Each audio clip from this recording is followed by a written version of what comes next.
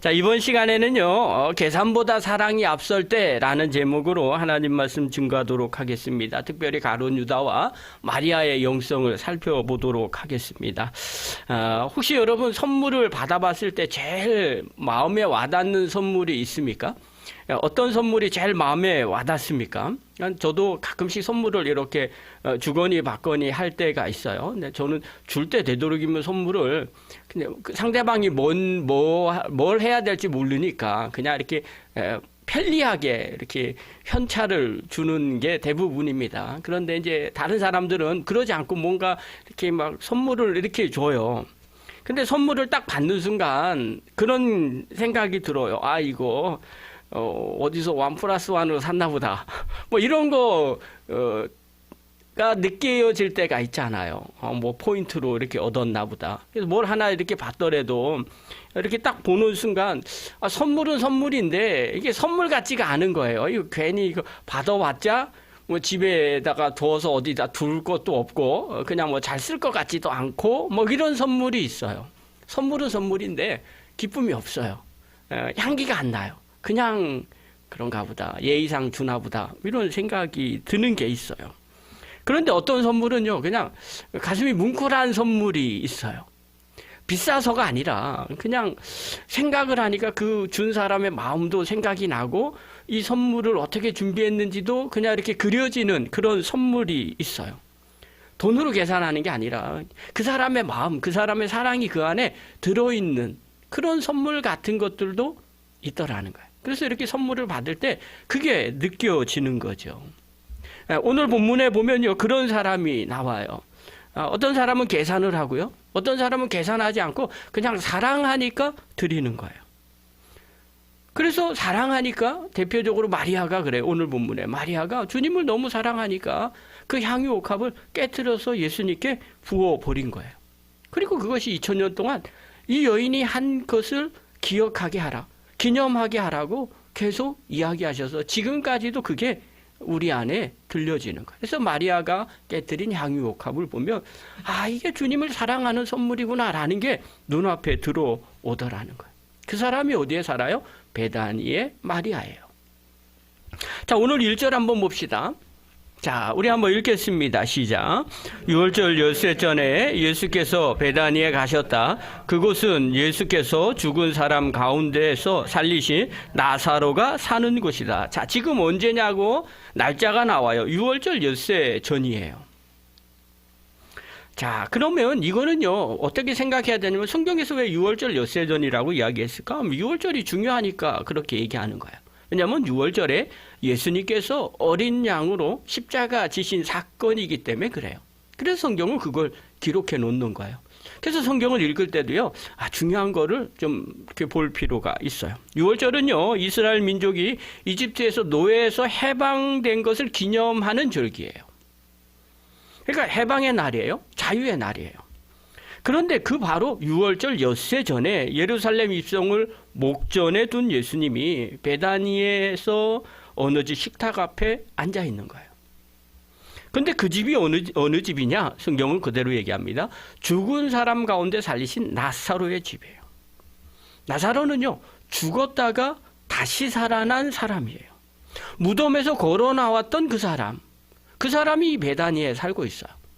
그런데 그 집에 지금 예수님이 들어가신 거예요. 자, 그렇다면 우리가 상상을 한번 해보세요. 여러분, 지금 이곳이 베단이에요. 그런데 누구 집이냐면 죽었다 다시 살아난 나사로의 집이에요. 근데 거기에 예수님이 나사로야 나오라 그랬고 살리셨거든요. 근데 그 예수님이 그 집에 갔어요. 그러면 그 집 식구들은 어떻게 할까요? 아주 퉁명스럽게 귀찮은 듯이 예수님 또 신방 왔어요? 그랬을까요? 아니면 막 버선발을 막 그냥 휘날리면서 막 예수님을 끌어안고 끌고 들어왔을까요? 상상을 해보면요. 아니, 그 오라비가 그 집의 가장인 나사로가 죽었다가 살아난 거예요. 예수님 때문에 다시 살아났어요. 그러니 예수님이 온다는 그 소문만 들어도요, 그 얘기만 들어도 그 집 식구들은 뭐 어찌할 줄 모르는 거예요. 그러니까 그곳에서 지금 식사하고 있는 거예요. 그럼 그 식탁은 어떤 식탁이에요? 뭐 거의 축제 분위기나 다름이 없는 거예요. 감사가 넘치는 거예요. 막 예수님이 먹고 싶은 거라면 뭐래도 다 해주는 거죠. 그 집에서는요. 저 같아도 그럴 것 같아요. 뭐래도 다 해주실 것 같아요. 그리고 그 안에서 기쁨이 막 넘쳐날 거예요. 그러니까 마르다가 아주 열심히 일하는 거예요. 나사로는 어떻게 했어요? 예수님 옆에 앉아 있었겠죠. 식탁 앞에 앉아 있었겠죠. 그러면서 얼마나 설레었겠어요. 또 주변 사람들은요, 그 나사로 보러 오느라고 사람들이 막 몰려 들어왔어요. 한마디로 말해서 뭐 축제도 그런 축제가 없는 거죠. 나사로는요, 자기가 죽었다 살아난 간증을 막 했을 거예요. 내가 천국 문턱 앞에 딱 있는데 갑자기 예수님이 나와라 그러는 바람에 하나님 앞에 빠이빠이하고 다시 내려왔다고. 그렇게 얘기할지도 몰라요. 사람들이 전부 다 그걸 쳐다봤을 거예요. 그런데 딱 거기에 마리아가 등장을 해요. 무엇을 들고요? 향유옥합을 들고. 3절 한번 봅시다. 읽겠습니다. 시작. 그때 마리아가 매우 값진 순나를 향유 헌금을 가져다가 예수의 발에 붓고 자기 머리털로 그 발을 닦았다. 온 집안에 향유 냄새가 가득 찼다. 네. 나드 향유 한 근이에요. 한 근은 330ml예요. 이게 얼마짜리냐? 4절에 보면 가룟 유다가 말을 해줘요. 300데나리온 이렇게 표현해요. 이게 300데나리온이나 넘는 거라는 거예요. 오늘 새벽에도 얘기했죠. 한 데나리온. 하루 노동자의 품삯이에요. 근데 그냥 하루 노동자의 품삯 이렇게 생각하지만 그 데나리온의 비유는 새벽에도 이야기했지만 내가 오늘 너를 책임지겠다 하는 그런 의미예요. 그런데 300데나리온이면요. 1년치 연봉이에요. 요즘으로 따지면 최하. 그렇죠? 최저 시급을 따지면 한 2천 얼마 되는 거예요. 그렇게 따져도 2, 3천만 원 정도 되는 거예요. 그걸 마리아가 그냥 쏟아 붓는 거예요. 예수님 발 앞에. 그것도 모자라서 엎드려서 자기 머리카락으로 닦아 드립니다. 여러분, 당시에요. 여자들이 머리카락을 풀어 헤치는 것은 공공장소에서 예의 없는 행동이었어요. 그런데 마리아는요, 그걸 전혀 개의치 않아요. 지금 이 순간. 그런 체면, 계산 전부 하지 않았어요. 마리아의 머릿속엔 그게 아무것도 없어요. 그저 예수님만 바라본 거예요. 그리고 온 집안에 향유 냄새가 가득 찬 거예요. 그 모습을 주변에서 볼 때 어떨까요? 그 모든 상황을 아시는 사람들은요, 그 모습을 보면 너무 큰 감동이에요. 그런데 꼭 그런 광경에서 초를 치는 사람이 있어요. 그가 누구냐면 가룟 유다예요. 4절, 5절 한번 봅시다. 우리 한번 읽겠습니다. 시작. 예수의 제자 가운데 하나이며 장차 예수를 덤벼줄 가룟 유다가 말하였다. 이 향유를 300데나리온에 팔아서 가난한 사람들에게 주지 않고 의롭게 낭비하리라. 네, 가룟 유다는요, 그 모든 상황을 쫙 보면서 주님이 죽은 자를 살리셨고, 그리고 마리아가 이렇게 모든 걸 계산하지 않고 주님 앞에 바로 앞에 향유 그 비싼 거를 붓고, 그리고 자기 머리카락으로 그렇게 하고 체면도 따지지 않고 주님 사랑해서 저렇게 하는구나, 그렇게 안 봤어요. 머릿속으로 계산을 하는 거예요. 아니 300데나리온이나 되는데 그렇게 계산해요. 여러분, 여기서 마리아하고 가룟 유다의 모습이 대비를 이루는 거예요. 가룟 유다는요, 세상적으로 계산합니다. 그러나 마리아는 어떻게 해요? 그냥 예수님 사랑해서 그렇게 하는 거예요. 사랑하는 성도 여러분, 헌신의 향기가 뭔지 아십니까? 어떨 때 헌신의 향기가 나오는지 아십니까? 계산하지 않고 사랑할 때 헌신의 향기가 나옵니다. 오늘 이 마리아의 모습을 보면서, 마리아와 또 가룟 유다를 보면서 우리가 어떻게 해야 헌신이 진짜 헌신이고 어떻게 해야 진짜 향기가 나는지를 살펴보도록 할게요. 첫 번째입니다. 헌신은 값어치 계산 이전에 가치 인식에서 나옵니다. 7절 한번 봅시다. 우리 한번 읽겠습니다. 시작. 예수께서 말씀하셨다. 그대로 두어라. 그는 나의 장사날에 쓰려고 간직한 것을 쓴 것이다. 네, 여러분 예수님께서 마리아를 지금 변론하시는 거예요. 잘 들으셔야 됩니다. 예수님 뭐라고 얘기하느냐? 사람들에게 얘기하는 거예요. 그대로 두라는 거예요. 그대로 둔다는 건 지금 마리아가 하는 이 모든 행동들을 제지하지 말라는 거예요. 그러면서 뭐라고 얘기하느냐? 나의 장사날에 쓰려고 간직하는 것이라는 거예요. 자, 이게 무엇을 의미해요? 장사날에 쓰려고 간직하는 거라는 거예요. 자, 그러면 어떤 의미를 갖고 있어요? 지금 마리아가 예수님의 죽음에 대해서 어렴풋이 인지하고 있다는 거예요. 신학적으로 완벽하게 이해한다는 게 아니에요. 예수님이 십자가의 죽으심이 어린 양의 죽으심이고 그런 말미암아 우리가 구원을 받 이런 걸 얘기하는 게 아니에요. 그냥 마리아가 느낀 거예요. 아, 이제 예루살렘으로 가시면 베다니가 예루살렘 바로 앞에 있는 거거든요. 이제 예루살렘 성에 들어가시면 예수님께서 어려움을 느끼겠구나. 그냥 인기가 많은 랍비가 아니라 주변에 어려움이 몰려오고 있구나라는 걸 그냥 느낀 거예요. 예루살렘에 가면 무슨 일이 생길지 모른다는 거예요. 그래서 아낀 거예요. 그리고 자기가 가장 귀한 것을 이 순간에 쏟아 부은 거예요. 특별히 이 항유는요, 피스티코스라는 단어예요. 순수하다, 진짜다 이런 뜻이 들어있어요. 그러니까 마리아는요, 어떤 의미를 이걸 하냐면 아주 순수하게 헌신한 거예요. 진짜 헌신한 거예요. 여러분, 가룟 유다는 뭘 봐요? 금액을 보는 거예요. 저거 얼마야? 300데나리온이나 되잖아. 그런데 저걸 한 번에 버려? 저건 낭비야. 이렇게 생각한 거예요. 근데 마리아는요, 어떻게 봤어요? 그냥 예수님만 본 거예요. 이분이 누구이신지를 본 거예요. 이분이 예루살렘에 가면 어려운 일을 당할 거라는 걸 어렴풋이 느낀 거예요. 그래서 자기가 가장 좋아하는 거, 가장 귀한 거 계산하지 않고 드린 거예요. 사랑하는 성도 여러분, 헌신의 동기는요, 예수님이 누구인지를 먼저 보는 데서부터 출발합니다.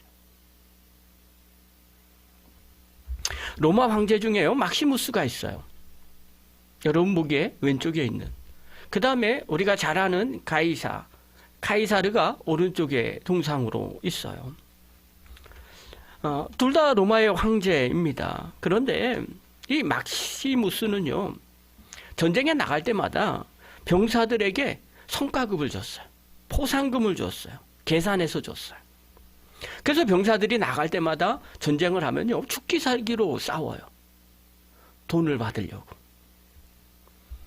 근데 반면에요, 이 율리우스 카이사르는요, 달랐어요.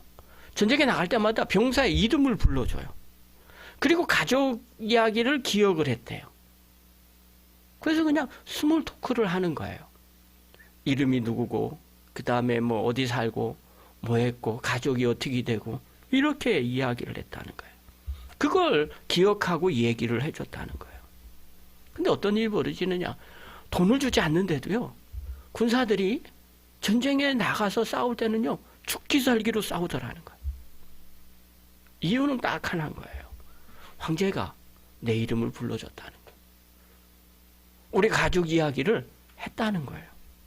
그래서 병사들이 어떻게 하냐면, 내가 이 사람을 위해서라면 죽어도 좋다는 생각을 가졌다는 거예요. 그리고 싸웠다는 거예요. 여러분, 마리아가 그랬어요.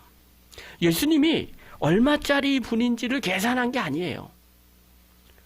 그냥 이분이 어떤 분인지 한 거예요. 아, 이분이 예루살렘에 가면 죽을 수도 있겠다.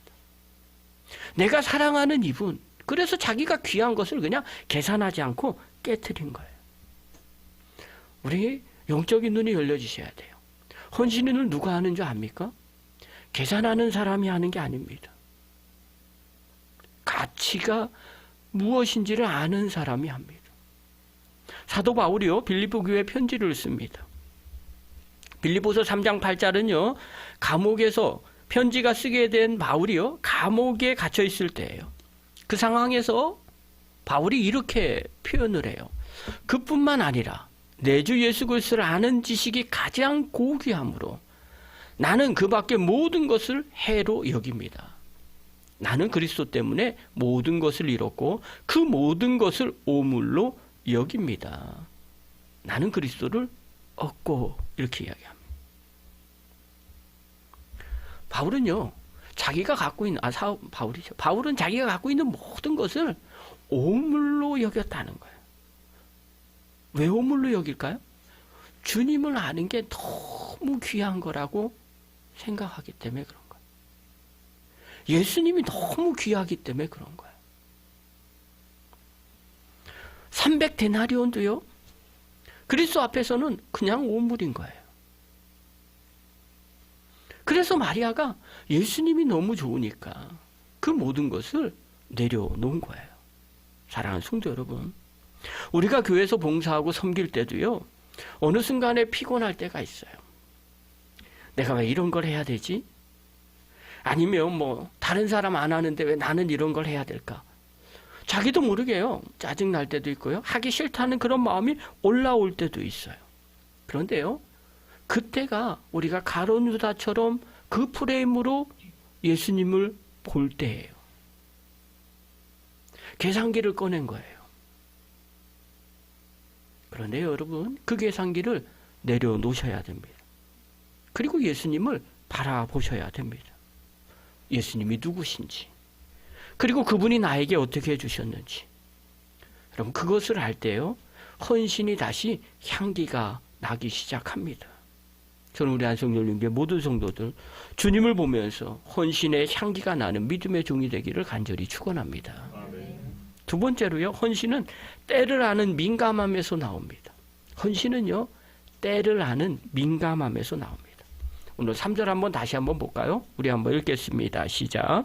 그때 마리아가 매우 값진 순나대 향유 한 그릇 가져다가 예수의 발에 붓고 자기 머리털로 그 발을 닦았다.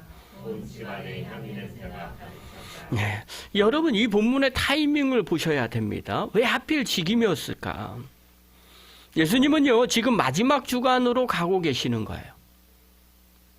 그래서 5일 뒤에는요, 6월절에서 십자가에 처형을 당하세요. 그러니까 죽기 5일 전인 거예요. 지금 예루살렘에 들어가면 이제 십자가로 이어지는 거예요. 그러면 더 이상 기회는 없는 거예요. 베다니에 있는 사람은요, 더 이상 예수님을 만날 기회가 없어요. 마리아는요, 그걸 느꼈어요. 지금 아니면 안 된다는 거예요. 그래서 그때 마리아가 나온 거예요. 우리는요, 보통 생각을 합니다. 때가 되면 하겠지. 나중에 더 여유가 생기면 그때 헌신하지. 우리 그럴 때 있잖아요. 애들 다 키우면 그때 좀 하지요. 형편이 좀 나아지면 그때 헌신하면 되지 않겠습니까? 근데요, 결론 얘기합니다. 천만에요. 그렇지 않습니다. 성경은 완전히 다르게 말합니다. 헌신은요, 다 돼 있는 사람이 하는 게 아닙니다. 보면요, 절대 그렇지 않아요. 부자가 헌신하지 않습니다. 시간 많이 남아도니까 헌신할 것 같죠? 안 합니다. 바쁜데 해요. 어렵고 쪼들리는데도 해요. 마리아는요, 준비가 다 됐을 때 부은 게 아니에요. 마리아는요, 지금이 그때임을 한 거예요. 지금 여기 이때가 아니면 또다시 할 기회가 없다는 걸 느낀 거예요. 요즘 젊은 사람들 얘기합니다. 현재에 집중하라는 거예요. 이 말이 유행이에요. 그러니까 네 마음도 챙겨야 된다. 명상도 해야 된다. 지금 이 순간에 충실해야 된다. 내일 일은 나중에. 그거는 그때 가봐야 알아. 지금. 이렇게 얘기해요. 여러분, 세상 사람들도 알고 있는 이야기들이에요. 과거의 후회? 미래의 걱정? 아니, 그거보다 지금이 더 중요하다는 거예요. 그런데 이상하리만큼요, 신앙 안에서는 나중이라는 말을 많이 써요. 세상보다 더 미뤄요. 뭐 하면 나중에요. 뭐 하면 나중에요. 나중에 더 헌신할게요. 나중에 봉사할게요. 나중에 기도할게요. 이거저거 다 끝나면 이제 그때 할게요. 근데 그 나중이 언제 옵니까? 안 와요. 반대로 생각 한번 해볼까요? 나사로가 죽었다 살아났잖아요. 만약 마리아가 생각하는 겁니다. 우리 오빠가 돌아오면 그때 향유 사서 드려야지. 그렇게 했다가 진짜 오빠 나사로가 죽었어요. 3일 동안 그랬잖아요. 그러면 그때 드리면 무슨 의미가 있겠어요? 헌신이겠어요? 아니에요. 그거 후회밖에 안 남는 거예요. 전도서 9장 10절에 보면요, 이런 말이 나와요. 솔로몬이 인생지혜를 정리하면서 쓴 글이거든요. 그가 관찰한 인생의 역설 중 하나가 바로 이거라는 거예요. 자, 10절 우리 한번 읽겠습니다. 시작. 내가 어떤 일을 하든지 내 힘을 다해서 하여라. 내가 들어갈 무덤 속에는 일도 계획도 지식도 지혜도 없다. 지금 열심히 하라는 거예요. 나중에 죽으면, 무덤 속에 들어간다는 건 죽으면이에요. 일도 계획도 지식도 지혜도 아무것도 없다는 거예요. 지금 할 수 있을 때 하라는 거예요. 마리아가요, 그걸 알았어요. 사랑하는 성도 여러분, 오늘 우리가 해야 될 것이 있어요. 내 옆에 있는 사람들 돌보는 거 때가 있어요. 그거 지금 해야 돼요. 누군가가 격려하고 또 관계를 푸는 일이 있어요? 지금 해야 돼요. 때가 다 있는 거예요. 기도 부탁 받았습니까? 그럼 그때 해야 돼요.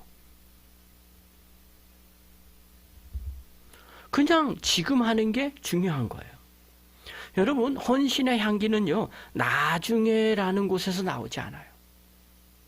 정말 헌신하는 사람들은요, 지금이라는 그 상황에서 헌신할 때 향기가 나오게 됩니다. 마리아는 그걸 알았어요. 사랑하는 성도 여러분, 헌신의 때를 아는 믿음의 종이 되기를 간절히 바랍니다. 그래서 마리아와 같이 헌신의 향기를 내는 하나님의 거룩한 종 되기를 간절히 바랍니다. 세 번째로요, 헌신은요, 남의 시선이 아닌 예수님의 시선을 향해 있어야 된다는 거예요. 오늘 4절부터 6절 한번 봅시다. 우리 한번 읽겠습니다. 시작. 예수의 제자 가운데 하나이며 장차 예수를 넘겨줄 가룟 유다가 말하였다. 이 향유를 300데나리온에 팔아서 가난한 사람들에게 주지 않고 왜 이렇게 낭비하는가? 그가 이렇게 말한 것은 가난한 사람을 생각해서가 아니다. 그는 도둑이어서 돈자루를 맡아 가지고 있으면서 거기에 든 것을 훔쳐내곤 하였기 때문이다. 가룟 유다가 얘기하는 거예요. 이 향유를 300데나리온에 팔아서 가난한 사람에게 줄 것이지. 왜 이 향유를 버립니까? 자, 이렇게 말한 이유가 뭐예요? 성경이 얘기하는 거예요. 가난한 사람을 생각해서가 아니라 그가 도둑이었기 때문이라는 거예요. 돈을 맡아보면서 거기서 돈을 훔쳐갔던 것이라는 거예요. 여러분, 가룟 유다의 말은 정말 그럴듯해요. 가난한 사람들에게 나눠주면 얼마나 영광이 되겠습니까? 맞는 말이잖아요. 사회적 약자를 배려하는 것처럼 보이잖아요. 그런데 요한복음 성경의 저자는, 아니 하나님은 그 부분을 명확하게 이야기를 합니다. 그가 이렇게 말하면 가난한 사람을 생각해서가 아니다. 사랑하는 성도 여러분, 이것이 헌신의 가장 위험한 함정이에요. 겉으로는요, 되게 헌신하는 사람처럼 보입니다. 가룟 유다가요, 이렇게 말하면서 사람들에게 이야기하고, 만약에 그런 헌신을 하는 것처럼 보이며, 그리고 300데나리온이 아니에요. 200데나리온을 가지고 그렇게 하고, 100데나리온은 자기가 꿀꺽했다면, 사람들은요, 가룟 유다를 어떻게 바라볼까? 정말 멋있는 사람이야. 정말 예수님의 빛과 향기를 비치는 사람이야. 저 사람은 가난한 자를 생각하는 사람이야. 이렇게 말했을 거라는 거예요. 근데 우리는 다 알아요. 마리아를 향해서 낭비야, 그렇게 말했던 이 가룟 유다가 정작 예수님은요, 은 30냥에 팔아버립니다. 이게 말이 돼요? 겉으로 보는 게 다가 아니라는 거예요. 사람들이 어떻게 생각하는 게 다가 아니라는 거예요. 마리아가요, 사람들을 보았다면, 남의 시선을 의식했다면요, 그걸 갖고 얼마든지 구제할 수 있어요. 그런데 그렇게 하지 않았어요. 마리아는요, 누가 멀어진 간에 그냥 예수님만 바라봤어요. 그게 빛나는 향기로 지금까지 전해 내려오는 거예요. 어느 선교사님 간증을 들었어요. 아프리카 오지에서 30년 넘게 사역을 하시고 돌아오신 분이에요. 근데 인터뷰를 하는데요, 뭐라고 얘기하냐. 선교사님 30년 동안 그 오지에서 고생하셨는데 후회하지 않으세요? 이렇게 질문했어요. 그런데 그 선교사님이 이렇게 말씀하셨어요. 저는요, 후회라는 감정을 거의 느끼지 못해요. 후회라는 감정을 거의 느끼지 못한다는 거예요. 왜냐하면 제가 드린 게 아무것도 없는 것 같거든요. 예수님이 저한테 해준 것에 비하면 내 30년은 아무것도 아닙니다. 여러분 이해 가세요? 제가 이걸 딱 듣는데요, 막 마음에 와닿는 거예요. 여러분 대부분 누가 후회하는지 아십니까? 내가 이렇게 열심히 했는데, 내가 젊음을 다 바쳤는데 주님 나에게 해준 게 뭐가 있습니까? 할 때 후회합니다. 남들에 비해서 내가 제대로 된 게 뭐가 있습니까? 내가 평생을 주님 앞에 헌신하는데 고작 결과가 이 모양 요 꼴이란 말입니까? 남들 보기에도 창피합니다. 이렇게 말합니다. 그런데요, 주님이 해준 게 너무 많고요, 내가 한 게 아무것도 없다고 생각하면요, 후회할 게 아무것도 없어요. 이 선교사님이 그렇게 고백한 거예요. 이 선교사님이 30년 동안 아프리카 오지에 가서 선교 사역을 한 게 얼마나 힘들었겠어요. 근데 그분은요, 그런 세상적인 계산기를 두들기지 않은 거예요. 그냥 마음에 주님이 나를 사랑하시고 나를 부르셨다는 그것이 더 큰 거예요. 그러니까 내 감정에는 후회가 없다는 거예요. 그러니 그가 드린 헌신이 얼마나 향기로운지 짐작이 가시죠. 사도 바울은요, 고린도후서 5장 14절에 고린도 성도들이 바울의 사역을 비판하던 시절에 쓴 내용이에요. 그때 바울이 이렇게 얘기해요. 그때 당시에 고린도 교인들이 바울 뭔가 이상해, 제대로 된 사도도 아니야, 이렇게 막 비판했을 때 그들에게 편지를 쓴 거거든요. 근데 뭐라고 했냐? 그리스도의 사랑이 우리를 휘어잡습니다. 우리가 확신하기로는 한 사람이 모든 사람을 위하여 죽으셨으니 모든 사람이 죽은 셈입니다. 이렇게 고백을 해요. 근데 왜 그렇게 얘기하느냐? 주님의 사랑이 나를 휘어잡았다는 거예요. 이 휘어잡았다라는 뜻은요, 압박하다, 강권하다라는 뜻이. 주님의 사랑이 나를 휘몰아친다는 거예요. 억제할 수 없을 만큼 나를 강하게 사로잡고 있다는 거예요. 그러니까 감옥에 가서도 그렇게 매를 맺고도요, 그렇게 사람들이 바울을 비판해도요, 주님의 사랑을 전하는 거예요. 오늘 마리아가 그런 거예요. 그리스도의 사랑에 사로잡혀서요, 계산이고 체면이고 다 신경 쓰지 않은 거예요. 그리고 자기의 귀한 것을 주님 앞에 헌신한 거예요.